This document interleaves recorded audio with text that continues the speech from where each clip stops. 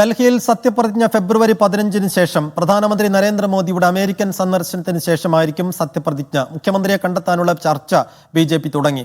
അരവിന്ദ് കെജ്രിവാളിനെ പരാജയപ്പെടുത്തിയ പർവേശ് വർമ്മ മുഖ്യമന്ത്രിയാകാനാണ് കൂടുതൽ സാധ്യത. ഡി ധൻസുമോദ് വിശദാംശങ്ങൾ നൽകും. ധൻസുമോദ്, ചർച്ചകൾ തുടങ്ങിയിട്ടുണ്ട്, പക്ഷേ സത്യപ്രതിജ്ഞ മോദി തിരിച്ചെത്തിയതിനു ശേഷമാണെന്നുള്ള കാര്യത്തിൽ ഏകദേശം ഒരു വ്യക്തത വന്നിട്ടുണ്ടോ? പർവേശ് വർമ്മയ്ക്ക് തന്നെയാണോ സാധ്യത കൂടുതൽ? ഇപ്പോൾ നരേന്ദ്രമോദി അമേരിക്ക സന്ദർശനത്തിന് ശേഷം ഡൽഹിയിലെത്തിയതിനു ശേഷം സത്യപ്രതിജ്ഞ നടത്തിയാൽ മതിയെന്ന ധാരണയാണ് BJP നേതാക്കന്മാർക്കിടയിൽ ഏകദേശം ഉണ്ടായിരിക്കുന്നത്.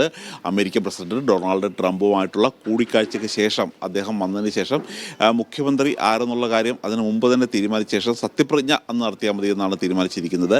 ഇപ്പോൾ പർവേശ് വർമ്മ ന്യൂഡൽഹിയിൽ അരവിന്ദ് കെജ്രിവാളിനെ തോൽപ്പിച്ചതിനാൽ അദ്ദേഹം ആ റിസൾട്ട് വരുന്നതിൻ്റെ ആദ്യ മിനിറ്റുകൾക്കുള്ളിൽ തന്നെ അമിത്ഷായെ കണ്ട് മുഖ്യമന്ത്രി സ്ഥാനത്തേക്ക് അവകാശവാദം ഉന്നയിച്ചിരുന്നു. പക്ഷേ അദ്ദേഹത്തിന് കൃത്യമായ ഉറപ്പൊന്നും നൽകാനായി കേന്ദ്ര നേതൃത്വം തയ്യാറായിട്ടില്ല. മറ്റൊരു ചിന്ത BJPക്കുള്ളിൽ തന്നെ വരുന്നത് നിലവിൽ ഏതെങ്കിലും MP-മാരെ മുഖ്യമന്ത്രിയാക്കുന്നതിനെ കുറിച്ചാണ്. കാര്യം നിലവിൽ MP-മാരെ മുഖ്യമന്ത്രിയാക്കിയാൽ തന്നെ ആ ഒഴിവരുന്ന സീറ്റിൽ വിജയിപ്പിച്ച് ഒരു MP-യെ എടുക്കാമെന്നുള്ള ഒരു ആത്മവിശ്വാസം BJPക്കുണ്ട്. മാത്രമല്ല, നേരത്തെ ഏറ്റവും ഒടുവിലത്തെ മുഖ്യമന്ത്രിയായിരുന്ന സുഷമ സ്വരാജിനെയും ഈ രീതിയിൽ തന്നെയായിരുന്നു തിരഞ്ഞെടുത്തിരുന്നത്. അന്ന് അവർ സൗത്ത് ഡൽഹി MP ആയിരുന്നു. അതുകൊണ്ട് തന്നെ ഹർഷ് മൽഹോത്ര, മനോജ് തിവാരി, ബാംസുരി, സ്വരാജ് തുടങ്ങിയ പേരുകളാണ് പ്രധാനമായും പരിഗണിക്കുന്നത്. ഇതുകൂടാതെ ഒരു വനിതാ മുഖ്യമന്ത്രിയായാലോ എന്നുള്ള ഒരു ചർച്ച കൂടി വളരെ ഗൗരവമായിട്ട് തന്നെ ഉണ്ട്. കാര്യം BJP നേരിടുന്ന ഏറ്റവും വലിയ പ്രശ്നം ഇത്രയും സംസ്ഥാനങ്ങളിൽ NDA ഭരണം ഉണ്ടായിട്ട് പോലും